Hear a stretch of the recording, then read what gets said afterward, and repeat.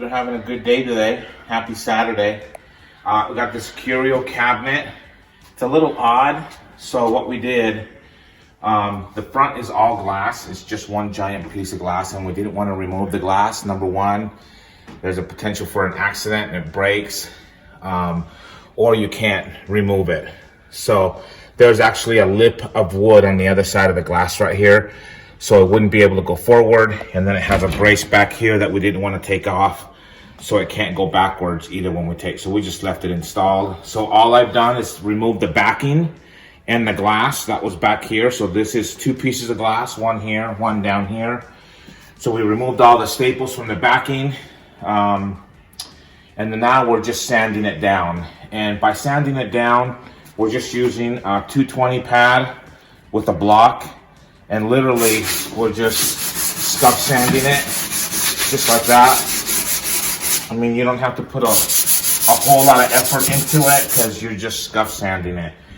So after this, we will get it outside. It's just really cold outside, so I'm working indoors today, but we'll get it outside, we'll prime it, we'll put a shellac-based primer on it, and then we'll paint it. And the customer wants it black, so stay tuned. It all sanded, cleaned up. So the next thing is we gotta get it taped off. So I have found that green frog tape works really well if you need a really super clean edge. So if you can see up here, we want a really clean edge along that glass. Okay, so you use green frog tape. So just make sure you push it as far into the sides as possible. And what you want to do is just get some of this plastic, this stuff right here, is you just measure where you're going to put that plastic. So we're going to go from green tape to green tape. We're not going all the way to the corners, and then we'll just take that. But basically, you just go right there and you just tape it. That's it. That's what you do. And then this will fold down. This one's pretty short.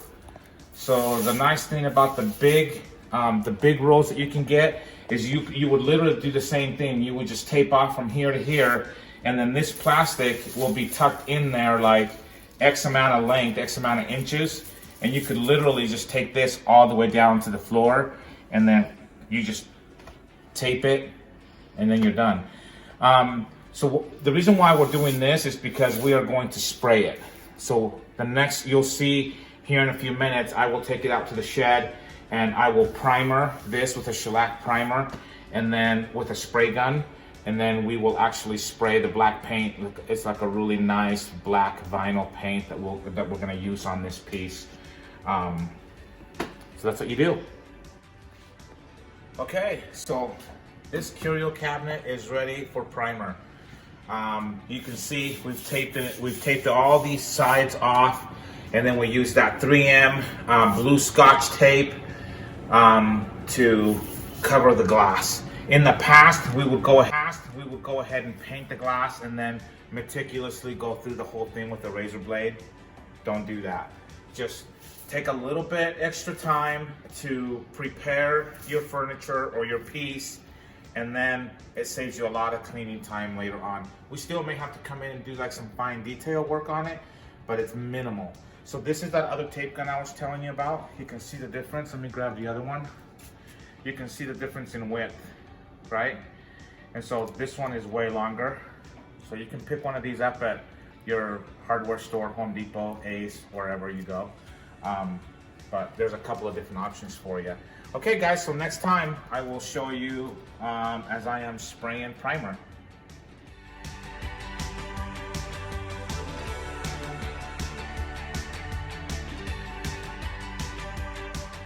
I've got like 4, 5, 6 of these spray guns, HVLPs, these little purple ones. These are like $12.99 or something like that, or Harbor Freight. I have one for top coat. This one was like $79. So the tip on this gun is like a 1.7, preferably a 2.0 for top coat. These are like 1.4, okay? So I have one just for primer. Okay, so I'll use this gun about 6 months. This will probably actually be the last time I use it, and then I just chuck it, go buy another one, because that's about how long they last. If you're spraying all the time. If you're not, you probably have it for a couple years. But you can get these disposable cups at Harbor Freight. They're nice when you're doing primer because typically it comes with a cup like this, right? And these are a pain to clean if you're spraying a shellac or an oil-based primer. So you just screw that onto the cap. Okay, you get it on there, just hand tight, you're good to go. Then what you want to do is get yourself a strainer. Again, Harbor Freight, you can buy like 100 of these for $9. Put that in there. And then this is the shellac-based primer that I use. It's by Zinsser, this bin. Okay. Now it's a shellac-based interior and spot exterior, but it sticks to all surfaces, seals knots. It says it dries in 45 minutes, but really, the reason why I like it is because it dries like that. In like 15 minutes, I am painting. Okay, so it works really well. Now I just have to make sure I mix it really well because it's been sitting. Stick it in the strainer.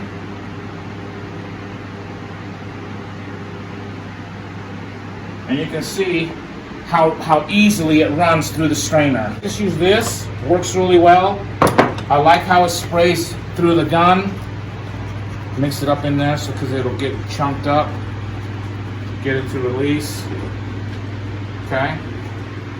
And we are ready for paint. Put the lid on. Easier said than done. Okay. Get your glove. Make absolutely sure you have a really good mask.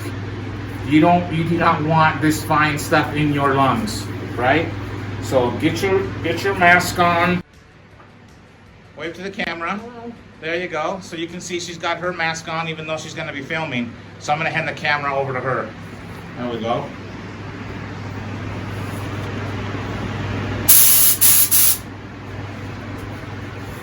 Okay, I'm going to spray a little bit without my mask on because I want to show you, give you guys a tip. When you guys are spraying, make sure that wherever you're spraying that you don't start spraying right there. You have to spray above that. Does that make sense? So you go from here to here. And it's one smooth motion, like that. What you don't want to do, what I see a lot of people doing, is doing this. Okay? You don't want to do that. Okay? So you want to go just one straight line. You start above your starting point, and then you just move the gun all the way down. Boom. If you need to do another coat, you do the same thing. You just repeat that motion. Okay? So if I'm doing this section right here, I'm not going to start here and end here. I'm going to start here and end past my mark. Okay? So what will happen sometimes is if you start spraying right here and end here, you'll see like a splatter mark. When your paint dries, you'll see like you'll have an extra heavy dose of paint where you start and stop. Okay, so it looks like this. Okay? Okay, so that's my trigger release. Okay? Just like that. One smooth motion. Okay, so watch again. One smooth motion. Start above my mark.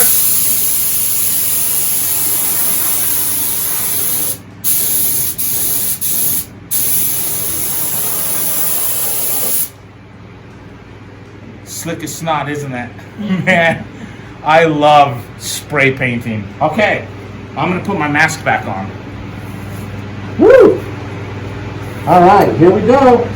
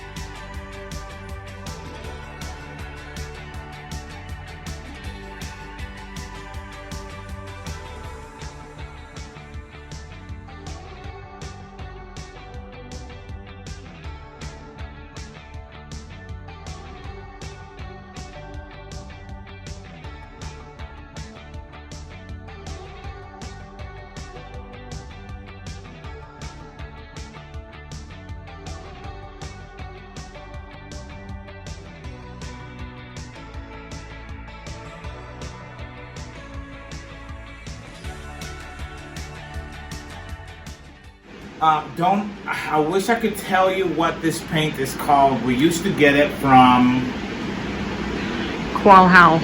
Qual Howells. That was a long time ago. I think they're out of business. It's a black vinyl paint. It has extremely awesome coverage. I mean, it's incredible. This is literally all we have left of it. So I don't have a label or anything. So my apologies to you guys. Okay. So what you need to do with vinyl paint, well, really even with chalk paint, you need to water it down a little bit. So we have to do that for this one. So what I use for vinyl paint is a viscosity cup. So you can get these little cone cups on Amazon for like 10 bucks or something like that. You just have a little tiny hole in there. You dip it so it's full. You hold it up and you time it for 40 seconds. Okay? If it's dark paint, you don't have to go to 40 seconds. You could stop at 20 seconds, 30 seconds. Really just depends on how well it's going to spray out of your gun. The lighter the paint, you want to get to as close to 40 seconds as possible. So, not to bore you guys to death, I've already done that. So we are ready to go. So we are going, and then I'm going to get my gun. That's for dark paint. Make sure I have a filter in here. Sometimes I forget to pop them in. There's the filter. Okay, we are going to be ready to roll. So I have a gun for dark paint and one for light paint. They're pretty inexpensive, like I said before, so you can get as many guns as you need to get. Okay. Let me get my search stick out of the way. And then, here we go. Strain it. Make sure you don't have any lumps. Lumps obviously is going to clog up your gun. Then you're just going to have to clean it, and that's a pain in the butt. So make sure your gun is really clean, and then you're ready to roll. And we'll probably only need, we may not need a full cup for this small piece. So I'm just going to go to there. An important piece on these lids. So these lids have a little doohickey right here on the end, on the inside, with a little hole in it. Make sure that does not get clogged. So if you tip your gun too far, it's gonna get in here and then it'll escape out right there. Okay, I don't know if you guys can see that or not.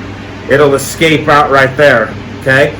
That means that your gun will be clogged. There's no air coming in or out, so it won't spray. So what you need to do is just unscrew it from the top, from the outside, okay? Blow it, make sure you can see through it. I blow it on that. Make sure that does not get clogged. If this gets clogged, you gotta stop, go clean it, put it back in, you're ready to roll, okay? So I think we are all set here. So let me do that, let me put the lid back on, okay? Now, these guns come with or without a regulator. This is the regulator, all right, this little piece here. Notice how this gun does not have a regulator, okay? I should probably really be spraying my top coats with the regulator. What that allows you to do, like I know what I'm talking about, what that allows you to do is control the air that's coming into the gun, okay? So I will spray probably about to 10 or 15 on this gun. Here goes nothing. Okay. Here we go.